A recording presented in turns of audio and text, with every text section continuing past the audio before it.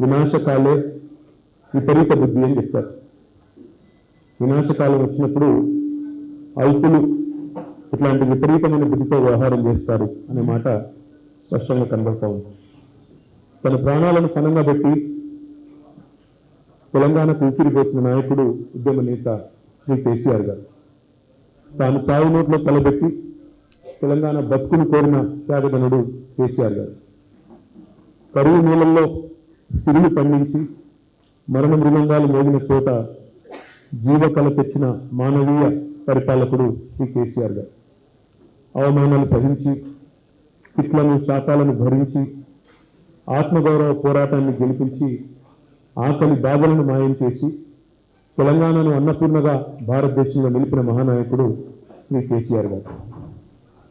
ఇవాళ అట్లాంటి కేసీఆర్ గారి గురించి వినాశకాలే విపరీత బుద్ధి అన్నట్టుగా రెచ్చిపోయి వాగుతున్నాడు ఒక అహంకారి. అధికార మదంతో మిడిసిపడుతూ బలుపు మాటలతో విర్రవీగుతున్నారు.